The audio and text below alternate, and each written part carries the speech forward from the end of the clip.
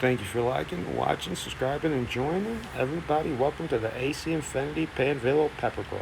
Well, happy Black Friday and happy late Thanksgiving. But yeah, this is J Body coming back with when to know when your plants need water. And I just want to thank you for liking, sharing, subscribing, joining the groups and all that, and supporting Panvillo. And you can go join their groups and all that. They got awesome discounts on their powerful lights that's growing these veggies. But yeah, I decided to do vegetables because you can, of course, you can get a lot of them because seeds are fairly easy, fairly cheap. You know, more views will people will see the work, but yeah, that's why I decided to do the veggie garden. But as you can see, this one's really reaching up. So that one's definitely getting some water. Or that one's definitely got water left in the soil. This one's wilting down. So you can tell this one needs water because it's wilting. This one's really wilting. See that leaf right there? That leaf is basically pointing to the ground. Then I got this one here with its I call them baby leaves, but it starts with a C and they're hard to say. You can Google it if you need to, I guess, if you really want to know the name, but they're like the umbilical cord for the plant. Got some nutrients for it to start out with. That one's gonna need some water too. That one really don't because it's a run. So I'm gonna go get some water and we're gonna water. So I have my spray bottle. Well, that water is pH'd. I pH the water to 6.0. You want it from 6.0 to 6.5. If you don't have a pH soil meter, which sticks on the top and it reads the moisture and pH of the soil. And then you have a runoff, and that would be the pH of the bottom of your soil. So when you're doing soil, you got to do top and bottom. Unlike DWC, where you just got to do it and it's done. This one, you got to do top and bottom.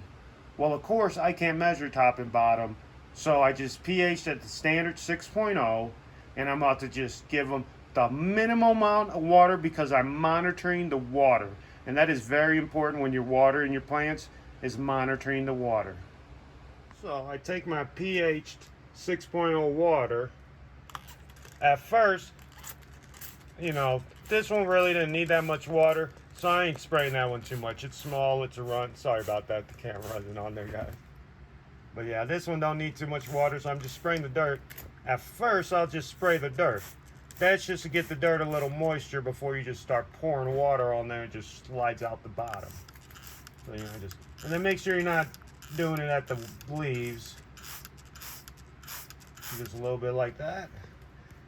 Because them are plants that have some water. This one's getting dry, that's why it's reaching for the air. Sorry about that camera angle, people. I swear I'll get new equipment one of these days.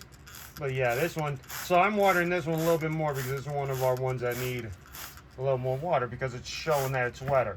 This one definitely will need some water, but yeah, I'm just spraying it. So I'm gonna finish spraying and then we're gonna get to the hand water. All right, we'll just start with the runt. I'm just giving the runt just a little bit. Normally I have some to measure with, but I don't have that. But see how that was just a little bit there? Just a little bit of water. That's all these plants need, just a little bit. It would do a little heavier one. This will get a little bit more. See, that just a little bit more, and then bigger ones, of course, will get more.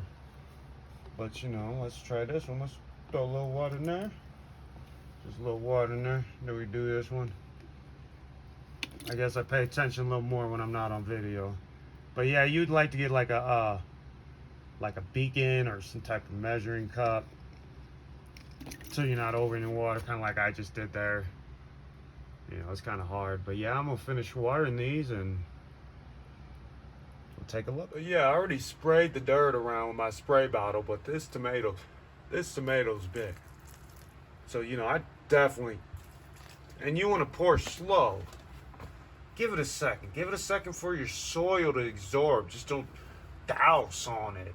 Give it a second for the soil. The soil is like a sponge. so it has to absorb the water. I'm going to finish watering that, and I'm going to just pour it slowly. The rest of that water is going on that big one, and then I got to get more. But yeah, I already sprayed the dirt around with my spray bottle, but this tomato's big. So, I definitely, and you want to pour slow. Give it a second. Give it a second for your soil to absorb. Just don't douse on it. Give it a second for the soil. The soil is like a sponge, so it has to absorb the water. I'm going to finish watering that, and I'm going to just pour it slowly.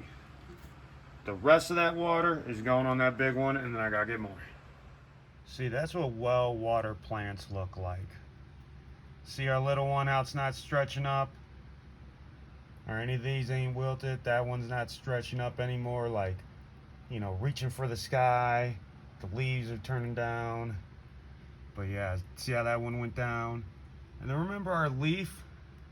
That's our one that was really wilted. That was a leaf that was wilted. See how it came back up? But didn't come all the way back up.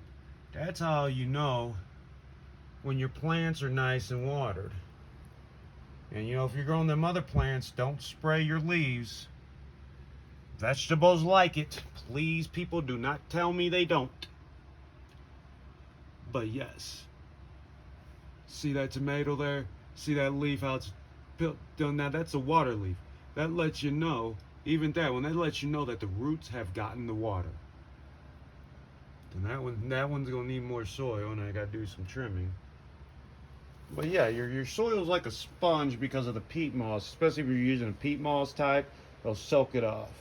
Cocoa will absorb it with the perlite and all that, and it will absorb it, but it also works good drain. It's kind of weird. It's a good absorbable, good drainer. Where the peat moss, peat moss don't drain as good, so I guess you might need a little perlite. But I don't know too much about soils, but I'm gonna get into learning, and I'm gonna make me some soils. And we'll see how good I do. Still kept one over there. I forgot about it. I forgot to water it, and there's a little dirt plug and a shot glass, and it dried up. So yeah, that's what you want to do. Is you want to know how to look at your plants. Your plant's going to tell you what they need. Kind of like this one. See that leaf there? Yeah, it may look like it nutrients, but guess what? Our nutrient deficiency, there's no nutrient deficiency in that leaf. That's just that baby leaf. Well, I'm going to post a definition at the end of this video on what it does. Well, it's sucking nutrients from that. And that's a tomato plant. That thing needs a lot of nutrients. And a lot of our nutrients are geared based off of feeding a tomato. So I would look at a nutrient line that is more geared to the plant you're growing. But even with the lights and the nutrients, back in the 90s, we had to grow tomatoes. So they geared everything on tomatoes. Even the lights, that super red spectrum, tomatoes and vegetables love that. Not certain plants. But yes, thank you for watching. Thank you for liking. Subscribe if you want. Join if you want. And then go ahead and look at them lights if you want. They're powerful. My grow confirmed that they're powerful. So thank you for watching. Enjoy your Black Friday.